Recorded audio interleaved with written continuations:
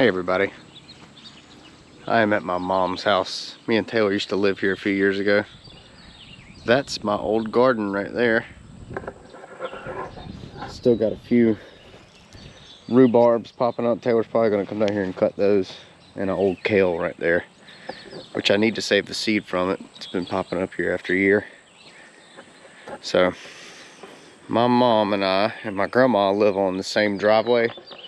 My house is right through there. I don't know if y'all can see the top of the house, but I'll show you around. I planted a lot of trees in here about, let's see, it was about 2018, the winter of 2018. So a lot of these trees are older and they've been obviously mowed around and taken care of a lot better. So I figured I'd show you what we have down here. I really need a microphone. If I have to, I'm gonna try to stay in front of the camera. I'm not going back to the house to get my microphone. So if I get behind it, I apologize for the bad audio, but I'll put the name under the screen if it's muffled. This is a white mulberry. It took me quite a while to find a white mulberry. They're also very expensive.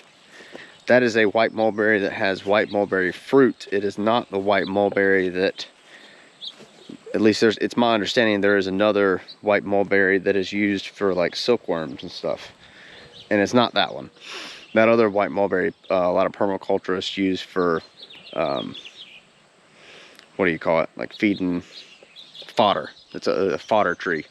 The other white mulberry is. That one just has a white, an actual white berry, which is very good. I've had them before. A little Chinese chestnut right here.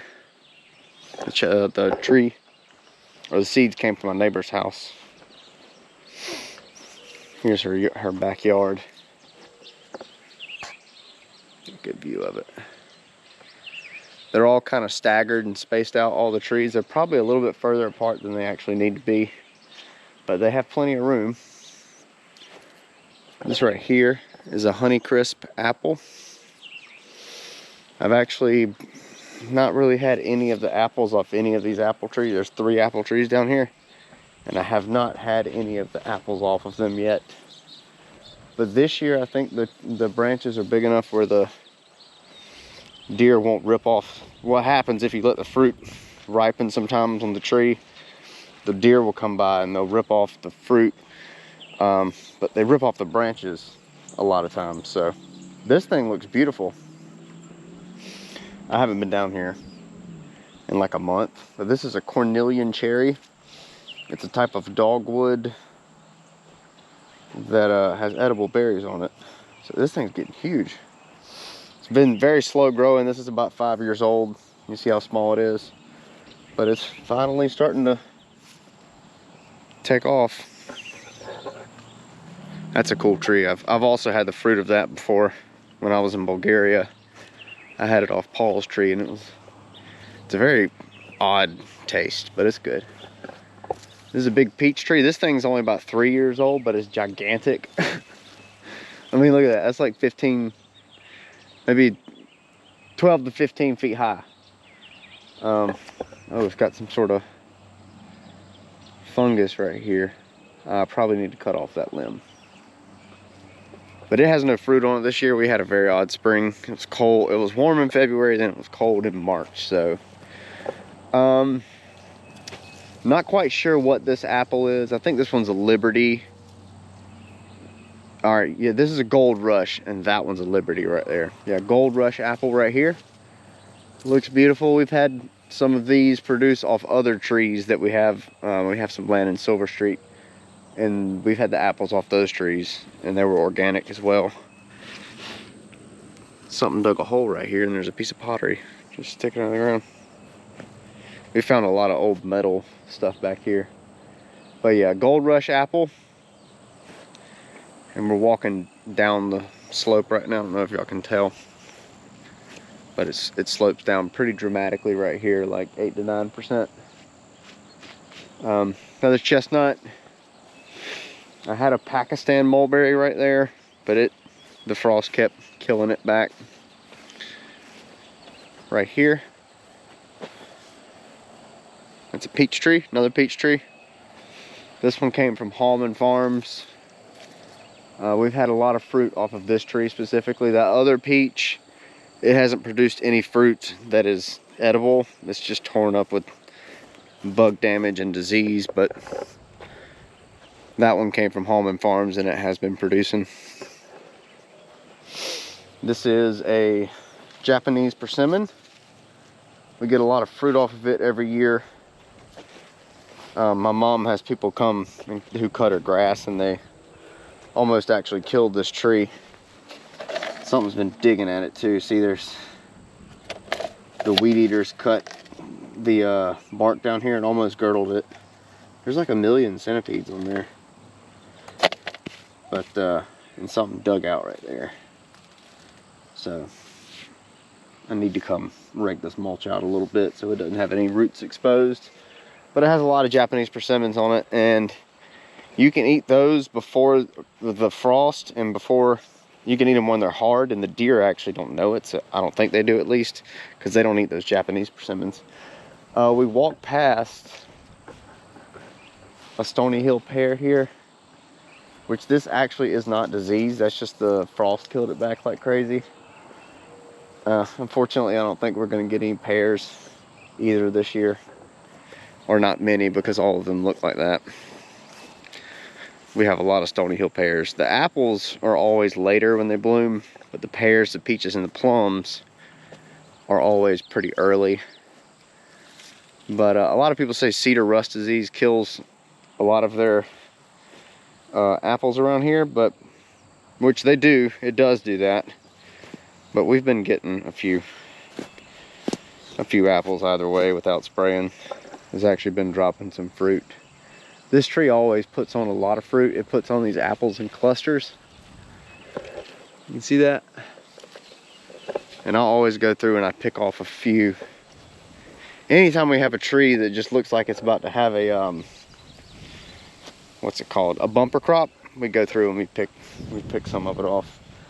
This is another Cornelian cherry. It's not doing as good. I think they like a little bit of sun, or excuse me, I think they like a little bit of shade. That one is in full sun. The one we just saw up here gets a little bit of shade from that massive pine tree right there. So, all right, let's go walk over here by the pool. I got a lot of trees spread out around here. There's a couple figs behind the shed over there, but they're really tiny. But we have 4 figs over there. I'm gonna show you all this loquat that we have by the pool. This is a early red loquat. I think this one came from Hidden Springs Farms or either Wilson Orchards. It's doing really good. I've never seen a loquat with red fruit, so I'm excited to see that.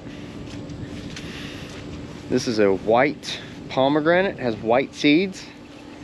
Another thing that I've never seen before is a pomegranate with white seeds, so excited to see that. I think that one's only 3 years old. And this is another silverberry. If y'all watched my garden tour the other day at my house, there's a really large silverberry in my old forest gardens. They all came in the same batch. But this one has a little bit drier soil. They like wetter soils. So it's not growing quite as fast, but this does put on a lot of fruit. All right, well, that's it in her southern yard. We're on the eastern side of her house now, going towards the northern part of her yard, and she's got a really large yard here because her septic system, the drain lines go out right here, so we didn't, hey, I'm doing a video. Sorry. You're good? Anyways, her drain lines go out right there, so we didn't plant any big trees so they wouldn't clog up the septic pipes. But this is a ginkgo. This grew really slow the first couple of years, but it's actually been taking off this year. I've seen people that have ginkgos that are really old and they're really small, but that thing is growing. That came from Burnt Ridge Nursery. You see this huge yard here. It's fun to play sports or whatever in it. The blackberries are almost ripe. They're in the edge of the woods here. Another little chestnut, little Chinese chestnut, growing right there. I know some of y'all probably have some American chestnuts. I need to get my hands on some of those American. They have like what, 99% American chestnut genes and then 1% Chinese. I've heard y'all talking about that in the comments. Another ginkgo. And then there's one more ginkgo over there by Puggle. So we have pollination. From Burnt Ridge Nursery, they don't know if it's going to be a male or female. So they recommend you order multiple so you'll get them to fruit. This is Peggy's Japanese chestnut. Looks like there might be some growing out of the graft. Say, I'm Mama. That's my mom. These are apricot trees right here. That's an apricot and that's also an apricot. Which they also need pollinators, I think. And this is another little Chinese chestnut tree. Well, this one's a little bit larger, but they also grow. Take a long time to grow.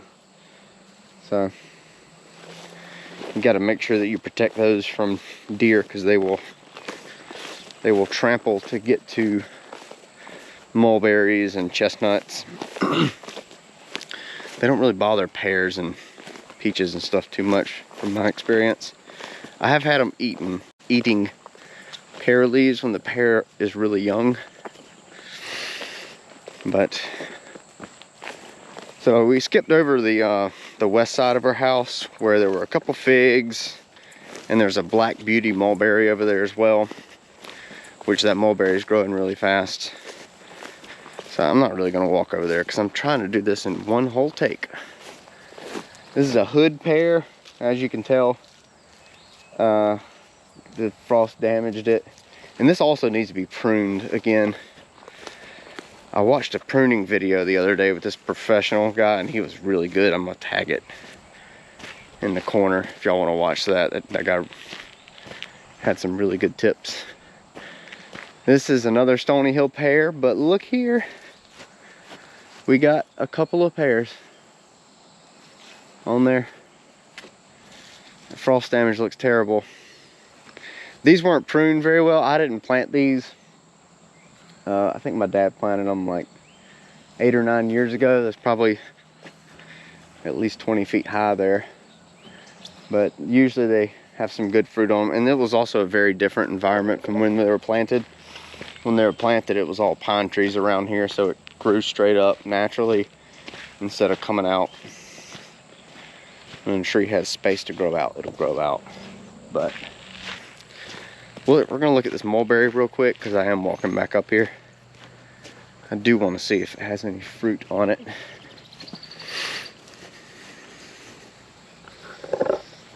And there it is right there. The thing's only about 3 years old. They grow so fast. No. Don't see any fruit. But we'll have apples this year. One of the figs. Oh, nice. This one came back. That one didn't look too good the other day. I thought that one was dead too. Smaller one. That one on that other corner is doing the best. But yeah. 4 nice figs there. And we're back to where we started. Back to the white mulberry and my old garden there. So, yeah. That's it, y'all. Thanks for joining me. Like I said, I'll do a video at the end with the apples or something. But yeah, peace out, y'all. Thanks for watching. Bye.